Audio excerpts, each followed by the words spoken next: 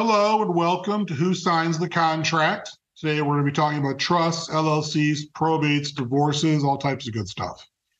But first, a disclaimer, of course. I'm an attorney, but I am not your attorney unless we establish an attorney-client relationship. A little bit about me. I've been an attorney for almost 20 years. I serve on the committees that draft the contracts that you work on. I focus my practice on real estate and business transactions. Today, we're talking about limited liability companies, trusts, divorces, deaths, probates, and powers of attorney. Up first, the limited liability company. Who signs for the company? So there are two documents that control LLC operations. There's the Articles of Organization and the Operating Agreement. We're looking in these documents for who has the power to bind the LLC. Note that the operating agreement can overrule the Articles of Organization. The manager-managed LLC has managers who operate the LLC and they sign for it. In the member-managed LLC, members operate the company and they sign for it. And there's no such thing as a managing member anymore. You're either a manager or a member. If your designation is managing member, then you are member-managed, and the members all have to sign. When you don't have an operating agreement, you have to follow what the articles say, and if it's unclear, then everybody has to sign the operative documents for your sale. And you do not have to register the LLC to transact business in Florida. You can sell from your foreign LLC without being registered. Trusts, who signs for the trust? Remember, in Florida, trusts do not hold title to property. Trustees hold title to real property. And we're looking for who has the power to sign for the trust. Maybe there are successor trustees that need to sign. Maybe there are co-trustees that need to sign.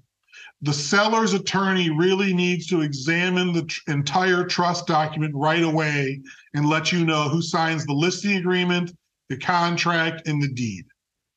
If the trust powers are in the deed, and they're stated here, if the trust powers are in the deed, then typically we do not need to look at the trust agreement so long as the person named on the deed is still alive. When you're divorcing, who signs when the parties are splitting up? If the parties are divorced, that is, a final judgment of divorce has been filed in a state, then you need to examine the marital settlement agreement if the other spouse is still on title.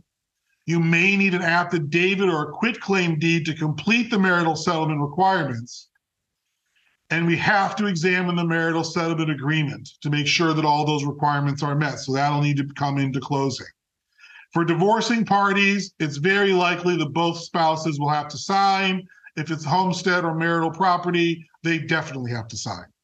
And remember that Florida does not recognize separations. You're either married or not married in Florida.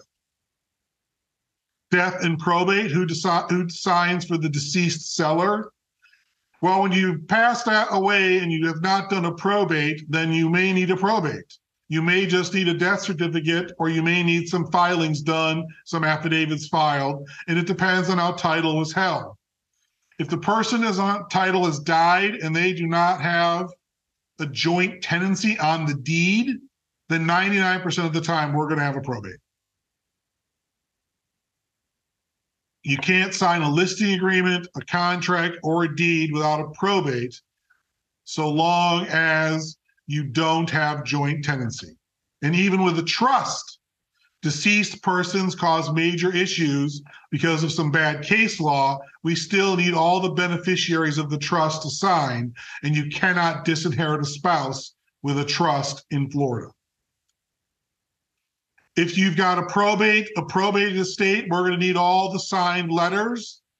The probate has to be ongoing, and the personal representative has to be appointed before you can start your sale process with a listing.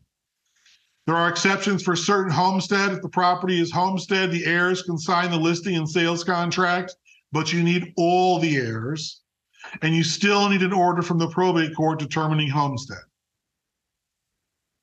When you've got a power of attorney, we need to find out if the POA is valid for selling real property. Remember that the law changed in 2011 in Florida, and the POA must comply with Florida law. you need the formalities of a deed. You need 2 witnesses and a notary. If the power of attorney is from a different state and does not meet the Florida requirements, I have to go to the foreign state and get an opinion letter as to the validity of the power of attorney in that state at the time it was signed. The durable power of attorney is a power of attorney that survives incapacity. So if your seller is incapacitated and they signed a durable power of attorney, then we can still use the power of attorney to pass title. We must have the original. I'll say that again. We must have the original power of attorney. And remember that generally trustees cannot give a power of attorney unless it is specifically stated in the trust agreement that the trustee can use a power of attorney. That concludes my slideshow for the day. You can reach me at 239-784-5556 with any questions.